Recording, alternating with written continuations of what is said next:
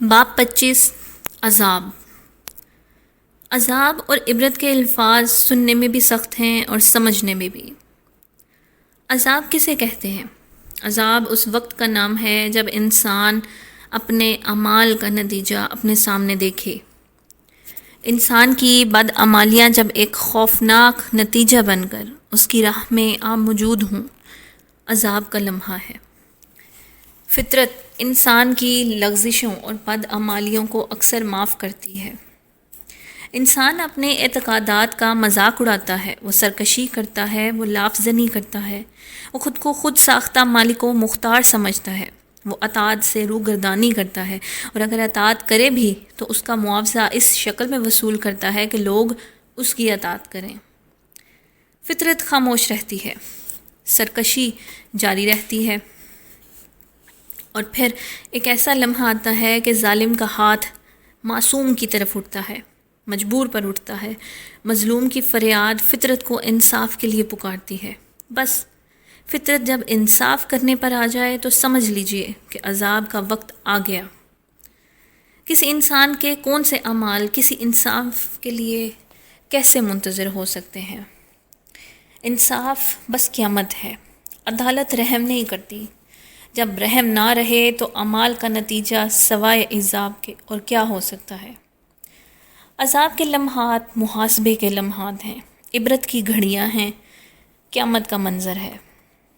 عذاب کا وقت وہ وقت ہے جب انسان سے دعائیں چھن جائیں، جب انسان گتھیوں کو اپنی عقل سے سلجھانا چاہے اور عقل سے وہ گتھیاں مزید الجھ جائیں، تو سمجھ لیجئے کہ عذاب قریب ہے۔ عقل اور صرف عقل، طاقت اور صرف طاقت مسائل کا حل نہیں دے سکتے۔ جب تک اس کا فضل حاصل نہ ہو، ہمارے تمام کام اور ہمارے تمام حاصل ہمارے لیے عذاب لکھ رہے ہیں۔ ہم خود اپنے لیے اپنے ہاتھوں سے عذاب لکھتے ہیں۔ یتیم کا مال کھانے والا کتنی خوش فہمی میں مبتلا ہوتا ہے کہ اسے کوئی روک نہیں سکتا۔ مال کا مالک یتیم ہے، محروم ہے اور غاصب اپنی قوت میں ہے۔ وہ یتیم کا مال ہڑپ کر جاتا ہے، بس یہاں سے ہی عذاب کی ابتدا ہوتی ہے۔ یتیم کا مال، یتیم کا حق، یتیم کا حصہ پیٹ میں جائے تو ایسے ہے جیسے پیٹ میں آگ۔ اور عذاب کسے کہتے ہیں؟ جب انسان کا لالچ اس کی عقل اسے آگ نگلنے پر مجبور کر دے۔ عذاب کو ہم خود ہی دعوت دیتے ہیں۔ ہوس زد پرستی ابتدائے عذاب ہے۔ جب انسان کے دل سے انسانوں کا احترام اٹھ جائے تو سمجھ لیجئے کہ عذاب کا دور ہے آگے۔ عذاب کے زمانے بد اعتمادی اور بد نظمی کے زمانے ہیں۔ جب انسان دوستی انسان دشمنی میں تبدیل ہو جائے تو آغاز عذاب ہے۔ انسان جب انسانوں کو خوف زدہ کرے یا ان سے خوف زدہ رہے تو اور عذاب کیا ہے؟ تعجب تو یہ ہے کہ ہر انسان ہر دوسرے انسان کو بری نگاہ سے دیکھے، اور افسوس تو یہ ہے کہ کوئی کسی کا پرسان حال نہ ہو۔ ہر طرف کہلو کال ہو اور حال یہ ہو کہ بس برا حال ہو۔ ہر طرف مسیحاؤں کا ہجوم ہو اور مریض دم توڑ رہا ہو۔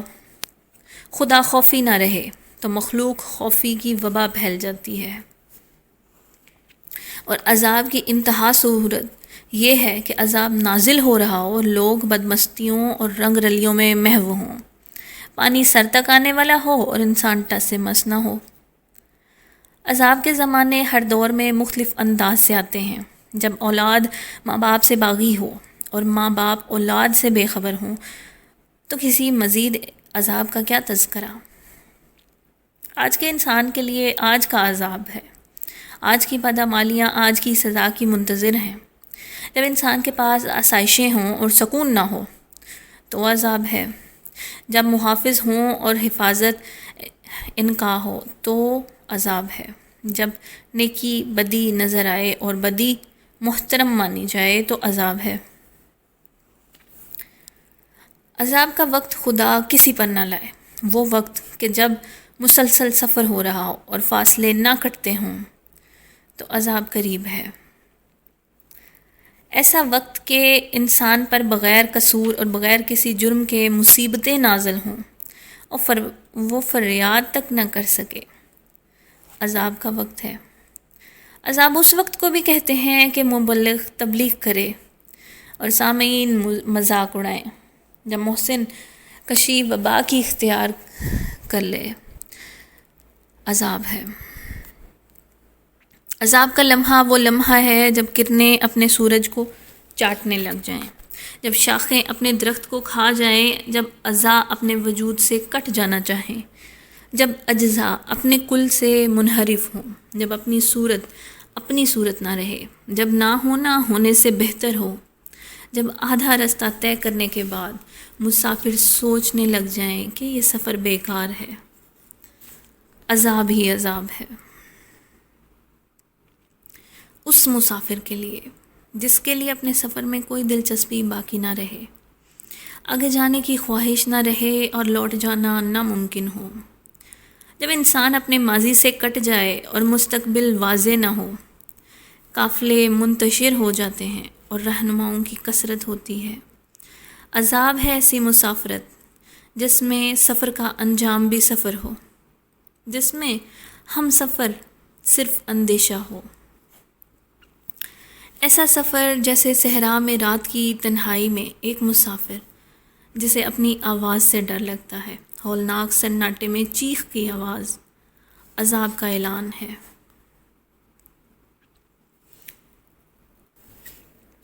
جب انسان اپنے دیس میں خود کو پردیسی محسوس کرے تو عذاب ہے، جب اپنے گھر میں انسان خود کو مہمان محسوس کرے تو عذاب سے کم نہیں، جب آوازوں کا اتنا شور ہو کہ انسان کی گویائی آواز کے سمندر میں ڈوب جائے تو دکھ کا زمانہ ہے، جب سورج روشنی دینا بند کر دے تو عذاب ہے، جب زمانہ امن کا ہو اور حالات جنگ سے ہوں تو عذاب ہے۔ طرفہ عذاب تو یہ ہے کہ دلوں سے مروت نکل جائے، احساس ختم ہو جائے، ہمدردی کے جذبات سرد پڑ جائیں اور انسان کھوکھلی آنکھوں سے جلتے ہوئے گھر اور ڈوبتے ہوئے سہارے دیکھ رہا ہو، جب فریاد زبان پر آنے سے پہلے زبان کٹ جائے، جب انسان کے پاس راز ہو اور اس کا کوئی محروم راز نہ ہو، جب آنکھوں میں آنسو ہوں اور اس کے گرد جشن منانے والے درندے ہوں، جب وحشت رقص کرے اور معصومیت کے جنازے اٹھ رہے ہوں، عذاب ہے۔ میرا روئے سخن خدا نخواستہ کراچی کی طرف نہیں، قطن نہیں، کیونکہ کراچی جس عذاب سے گزرا ہے اس کے لیے کوئی بیان ممکن نہیں۔ وہاں جو ہوا ناقابل بیان ہے، وہ عذاب تھا، عطاب تھا، قیامت تھی کہ کیا تھا؟ اتنے مہذب زمانے میں، اتنے بڑے شہر میں اتنے غیر مہذب واقعات، جس نے سنا اسے اپنی سماعت عذاب لگی، جس نے دیکھا اسے اپنی بصارت عذاب لگی۔ ایسے واقعات سننے سے بہتر تھا کہ ہم بہرے ہو جاتے، ایسے واقعات دیکھنے سے بہتر تھا کہ ہم اندھے ہو جاتے۔ اشرف المخلوقات میں درندگی عذاب کی نوید ہے۔ کس نے کیسے کیسے یہ سانحہ لکھا، اس سے بحث ہمارا کام نہیں۔ ہم یہ دیکھتے ہیں کہ ہماری تاریخ کا تازہ زخم کراچی کا سانحہ ہے۔ اس سانحے سے ہزاروں سانحے یاد آ سکتے ہیں۔ یہ زخم پرانے زخموں کو ہرا کر سکتا ہے۔ معصوم بچیوں کے ساتھ درندگی ان تمام درندگیوں کی انتہا ہے جنہیں خاک و خون کے واقعات کہا گیا۔ عذاب یہ نہیں کہ کیا ہوا، عذاب تو یہ ہے کہ اس واقعے کے پیچھے کیا ہے اور اس سے آگے کیا ہوگا۔ طوفان گزر جائے تو بھلا، اگر طوفان رک جائے تو خطرہ موجود ہے، اگر بجھ جائے تو اچھا، ورنہ دبی ہوئی آگ زیادہ خطرناک ہو سکتی ہے۔ کہیں نہ کہیں کچھ نہ کچھ ہے۔ ہم پہلے بھی حادثے سے گزر رہے ہیں، بازو کٹ چکا، اب حادثے کیا چاہتے ہیں ہم سے؟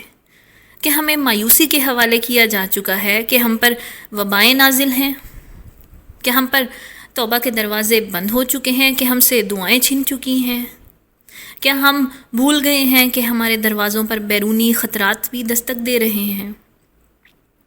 کیا اندرونی انتشار بھی بیرونی خطرے کا شاخسانہ ہے؟ کیا کشتی اور کنارے میں ہمیشہ کے لیے جدائی ہو چکی ہے؟ کیا ہم ایک ظالم قوم ہیں؟ کیا ہم بے حس ہیں؟ کیا ہم بے بس ہیں؟ کیا ہماری آنکھوں پر پٹی بندی ہے؟ کیا ہم آنے والی نسلوں کو جواب دینے ہوں گے؟ کیا ہم پر کوئی اور یوم حساب نہ آئے گا؟ کیا ہمارا حساب عذاب کے علاوہ کچھ نہیں؟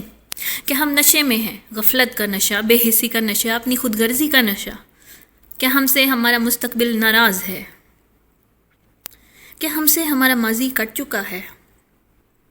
کیا ہم ناقابل اصلاح ہو چکے ہیں؟ کیا اس کی رحمت نے ہمیں چھوڑ دیا ہے؟ ہم کیوں عذاب میں ہیں؟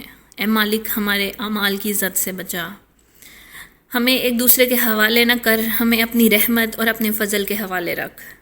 کیا یہ ممکن نہیں کہ جس قوم سے خطا ہو جائے اس پر بھی تیری عطا ہو جائے؟